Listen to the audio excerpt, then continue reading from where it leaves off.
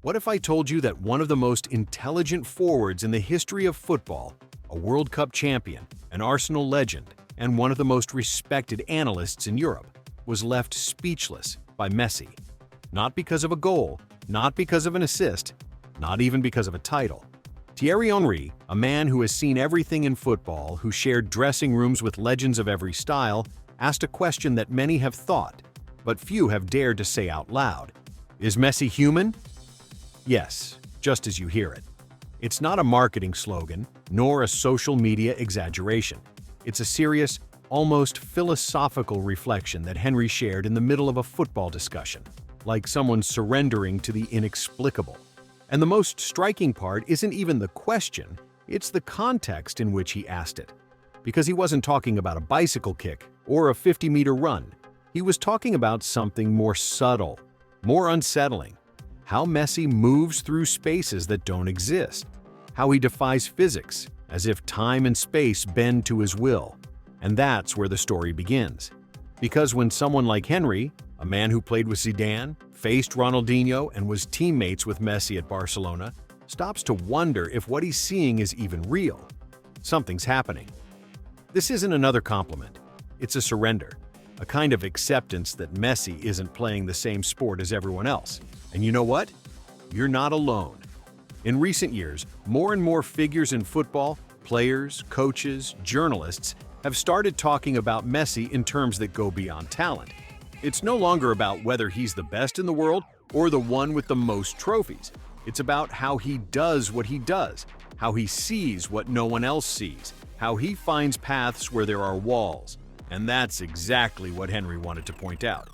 That Messi doesn't just play well, he plays differently. He plays in another dimension. Haven't you ever watched one of his plays and thought, how did he do that? But couldn't explain it? It's not magic. It's not luck. It's a combination of game reading, body control, and a sensitivity to space that seems to come from another planet. Henry described it as finding his way through non-existent spaces. And while that phrase sounds poetic, it's brutally accurate. Because Messi doesn't need the passing lane to be open, he creates it. He doesn't wait for the defender to move, he forces it. He doesn't look for the gap, he invents it. And here's where it gets even more fascinating. Because if Messi truly defies physics, as Henry says, then we're witnessing something that cannot be taught, cannot be copied, cannot be replicated. And that makes him a one-of-a-kind phenomenon, a player with no direct footballing descendants. Because no matter how many young talents emerge, Mastantuono, Lamine Yamal, Garnacho, none of them play like Messi. They can be inspired by him, they can admire him, but they can't be him. Because what Messi does isn't written in books, it's in his mind, in his body, in the way he understands the game. And that brings us to an inevitable question.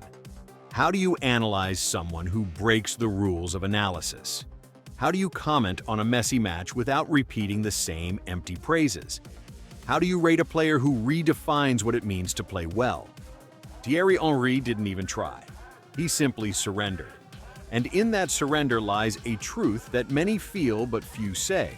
Messi isn't just the best, he's the most incomprehensible, the most mysterious, the most fascinating. And if you think about it, that explains why he still provokes such intense reactions. Why every time he touches the ball, there's a camera following him. Why every pass he makes becomes a viral clip. Why it doesn't matter how many years pass, how many titles he wins, or how many goals he scores. Messi remains an enigma, a puzzle without a solution. A player who, as Henry said, makes you ask yourself if what you're watching is even real. And if Henry questioned whether Messi is human, there are others who decided not to face him at all. Do you remember Chiellini?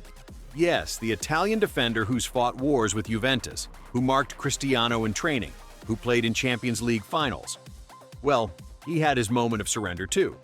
In an interview, he said that when facing Messi, there's only one thing left to do, and he raised his hands. Literally, as if he were surrendering before the match even started. And he didn't say it jokingly. He said it with that mix of respect and resignation that you only see when a player accepts that there's something he can't control. Because Messi doesn't beat you with speed or technique alone. He beats you with decisions, with micro movements, with a pause that doesn't seem dangerous. until it is. And for a defender like Chiellini, who lives by anticipation, by contact, by calculation, it's a nightmare. But he's not the only one. Vincent Kompany, another elite defender, captain of Manchester City for years, also surrendered. He once said that watching Messi was like watching someone playing with a joystick. And that phrase, though it sounds funny, carries a brutal weight. Because what he meant was that Messi doesn't just play better, he plays with a different interface, as if he had access to commands that no one else could see. And that's where this story goes deeper. Because we're not talking about empty compliments. We're talking about sincere reactions from players who faced him, who studied him, who tried to stop him, and ended up admiring him. Isn't it curious that those who suffer most from him are also the ones who respect him the most? It's as if Messi has a kind of side effect.